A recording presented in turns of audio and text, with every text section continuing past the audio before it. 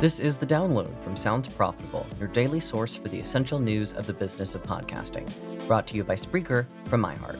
I'm Newton Shuttlecotty, still in for Gavin Gaddis. Surrender Dorothy, or you'll never see them again. Before we get into the news, a quick announcement. Join us for an insightful webinar that's a must-attend for brands, agencies, and media buyers looking to connect with one of podcasting's most devoted audiences, true crime fans.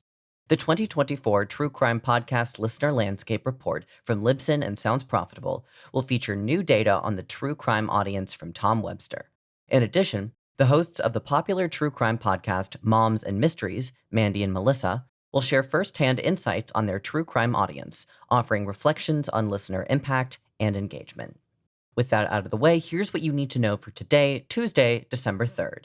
First up, YouTube expands its lead as the #1 platform for podcasts by Elizabeth Mayer. The Fall 2024 report, commissioned by Cumulus Media and Signal Hill Insights from MARU and Matchbox, features an in-depth study of 603 weekly podcast consumers in October. Key findings include YouTube hitting an all-time high as the most utilized listening platform in the country, with 34% of respondents saying they use it the most compared to Spotify in second place with 17% and Apple in third at 11%. 1 in 3 of respondents say they prefer actively watching podcasts with a video element, a group that makes up 13% of the weekly podcast audience. Next up, WARC, global ad spend to top $1 trillion for the first time in 2024. A new study from WARC finds global ad spend is on pace to grow 10.7% year over year, reaching $1.8 trillion USD. According to WARC, this represents the strongest growth rate in 6 years and largest absolute rise on record if one excludes the outlier 27.9% year-over-year bounce back from COVID recovery back in 2021. Ad spend growth is expected to continue into 2025 with 7.6% growth and 2026 with 7% growth, reaching a global ad market value of $1.24 trillion.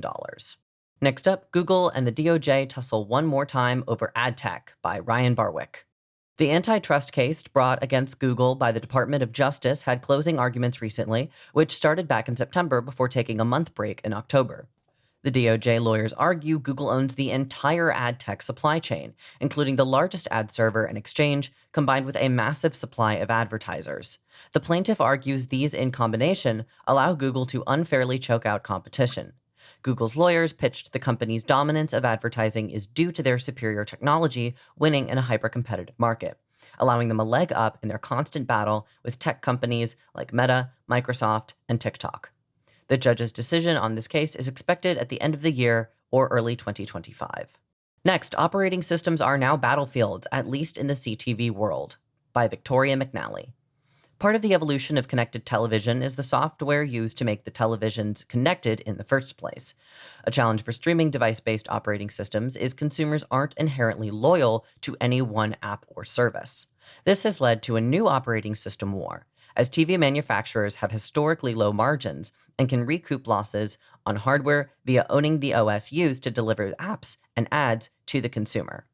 The downside to this is not every app developer has the time or financial incentive to support every single niche OS, meaning unpopular entries will get behind.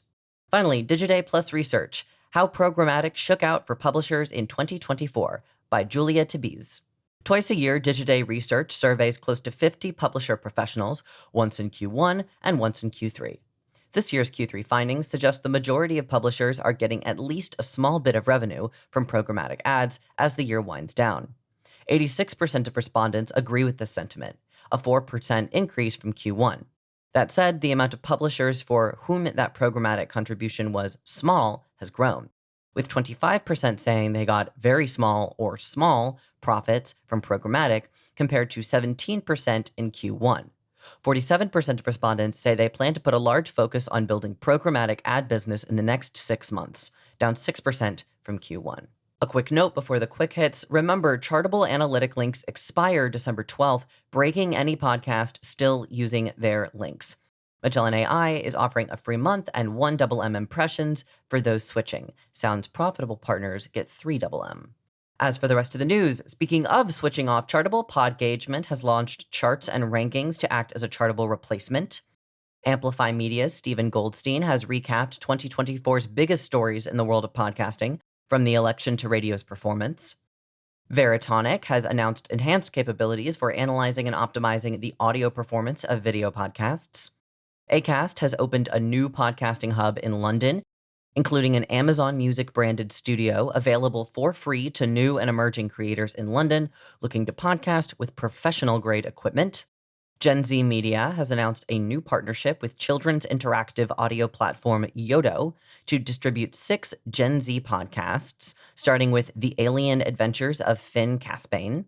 AMA has launched a significant update to their API integration that streamlines first-party data for brands. And Sony Music Entertainment has launched a new true crime podcast, Scary Terry, following the story of an 80s spiritual leader tied to a dozen suspicious deaths. Be sure to check out the links to every article mentioned right in your podcast listening app or at soundsprofitable.com, where you can also subscribe to the newsletter version. The download is written and produced by me, Newton Shuttlecotty, Brian Barletta, Gavin Gaddis, and Tom Webster. This episode is hosted on Spreaker. For Sounds Profitable, I'm Newton Shuttlecotty. Download us again tomorrow.